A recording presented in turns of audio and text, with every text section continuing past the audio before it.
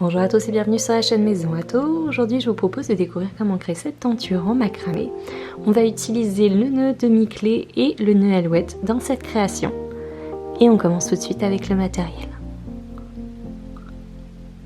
Pour créer ce macramé, on aura besoin d'un morceau de bois, d'une tige de bois. On aura également besoin d'une première corde de 5 mètres, d'une seconde corde de la même couleur de 2 mètres et enfin d'une dernière corde de 2 mètres également, mais de couleur. Pour débuter tout de suite, on va prendre la corde de 5 mètres et on va venir la positionner en fait sur notre morceau de bois. Cette corde de 5 mètres, on va la plier en deux et en faire un nœud alouette, mais il y a une petite particularité, c'est que cette fois-ci, on ne va pas plier au milieu, on va légèrement décaler le nœud pour faire en sorte d'avoir une corde plus longue et une corde plus courte. Et pour la plus courte, on sera à peu près à 1 mètre avec notre nœud au milieu. Je vais mesurer environ 1 mètre. À peu près, maintenant je plie en deux à ce niveau-là et je vais venir positionner, ce qui fait que j'ai une corde plus longue et une corde plus courte. C'est vraiment très important d'avoir cette notion de corde longue et corde courte et je viens positionner par un nœud alouette cette corde sur mon morceau de bois.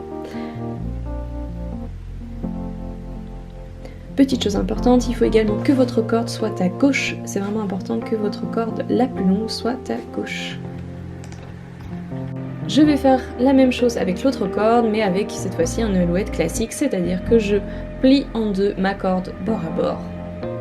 Et juste, je viens la positionner avec un nœud alouette classique.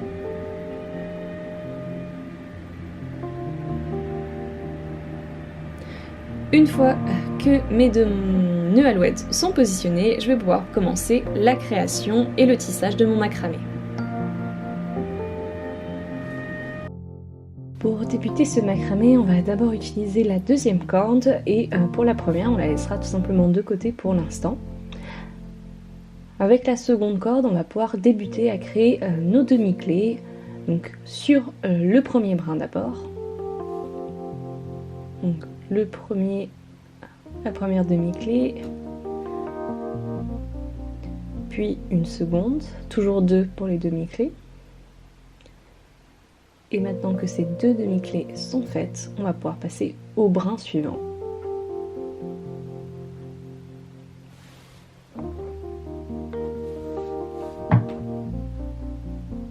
Donc, même chose, je recrée une première demi-clé, puis une seconde.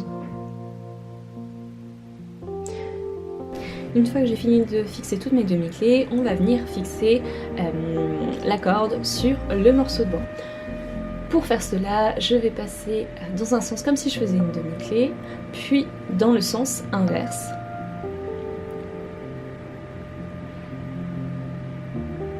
Et en fait, ce mouvement d'aller dans un sens et dans l'autre va créer comme la tête d'un nœud alouette.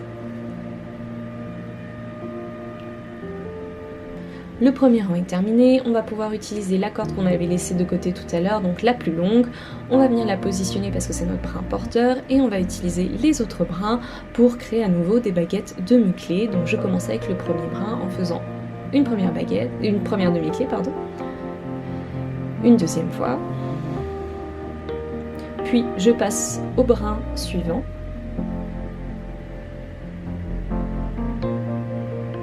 Et cette fois-ci, je vais débuter en faisant qu'une seule demi-clé. Et maintenant que j'ai fait cette première demi-clé, je vais venir prendre mon brin de couleur de tout à l'heure, le plier en deux, trouver le milieu et faire un nœud alouette dans l'autre sens, c'est-à-dire pour faire en sorte qu'on ait comme deux demi-clés qui se créent avec ce nœud alouette à ce niveau-là.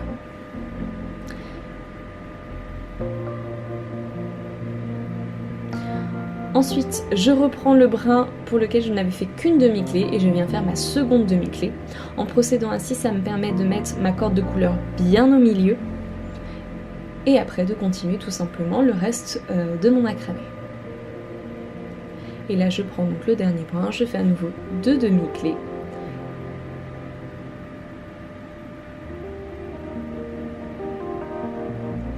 Et comme tout à l'heure, je vais venir fixer ma corde sur le morceau de bois en faisant comme une demi-clé dans un sens, puis dans un autre.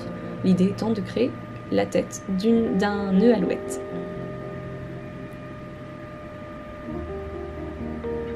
Et cette fois-ci, contrairement à tout à l'heure, on va faire la même chose mais on repart dans l'autre sens. C'est-à-dire que je vais aller de droite à gauche.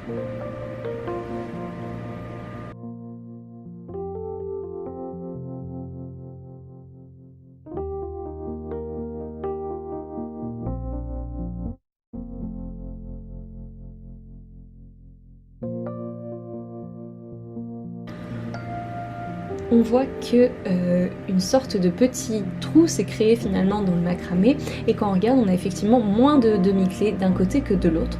Par conséquent, je vais aller prendre une nouvelle corde de macramé d'à peu près 2 mètres et comme pour la corde de 2 couleurs, je vais venir la positionner, la plier en deux, pardon, et la positionner sur ce petit trou et je la fixe par un nœud alouette. Il faut absolument s'assurer que la corde la plus longue soit toujours tout à gauche et donc il faut bien passer à travers le trou et pas par-dessus. Cette corde la plus longue vous sert de brin porteur, c'est vraiment la corde qu'on va utiliser pour fixer toutes nos demi-clés. Je continue ma création, cette fois-ci en faisant à nouveau un ensemble de demi-clés. Et comme précédemment,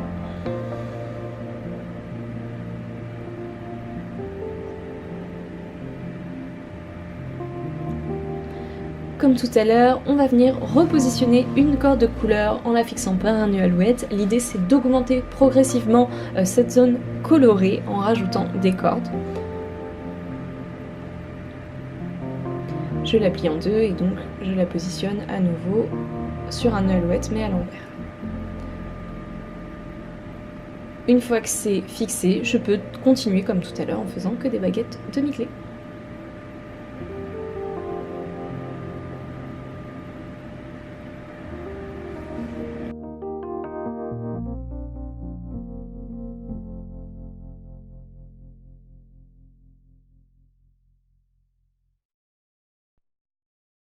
À nouveau, on voit qu'un trou s'est créé à ce niveau-là, qu'on a moins de demi-clés d'un côté que de l'autre.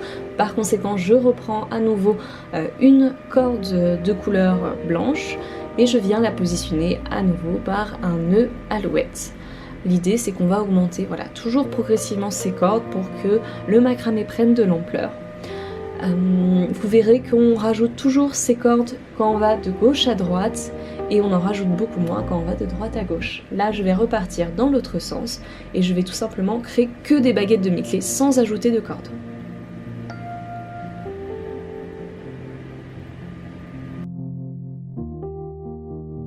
À partir de là, notre macramé va se créer toujours de la même façon, rang par rang.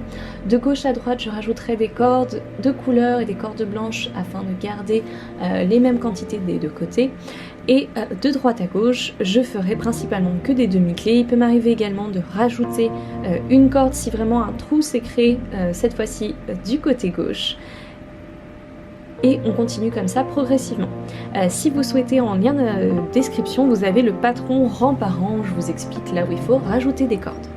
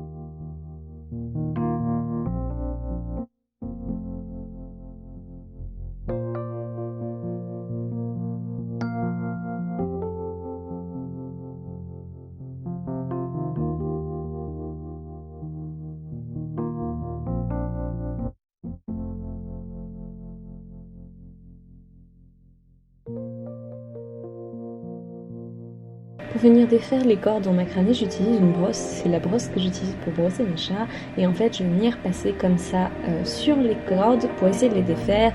Souvent dans un premier temps il faut que je les défasse légèrement à la main parce que les cordes sont quand même bien tissées, bien serrées, et après de repasser avec la brosse pour le chat pour bien les défaire et faire en sorte d'avoir une jolie finition à ce niveau-là.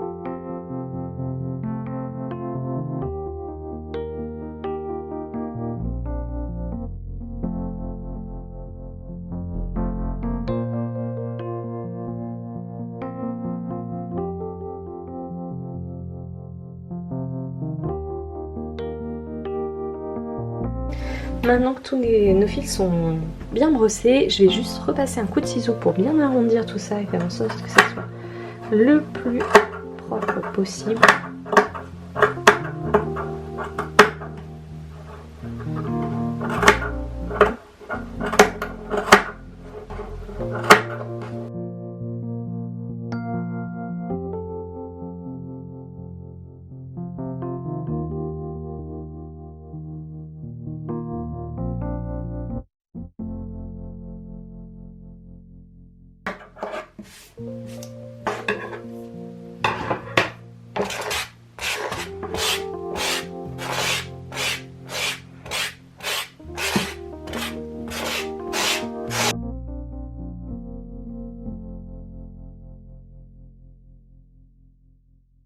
Toujours par un petit coup de lac pour vraiment bien fixer les fils ensemble et éviter qu'ils bougent tout le temps.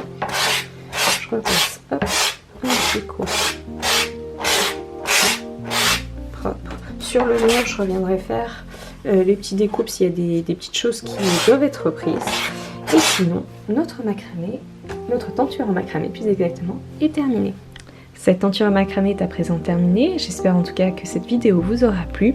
Sachez que vous pouvez retrouver sur ma boutique Etsy le coffret pour créer vous-même cette suspension. C'est un coffret avec tout le matériel nécessaire et un livret guide étape par étape.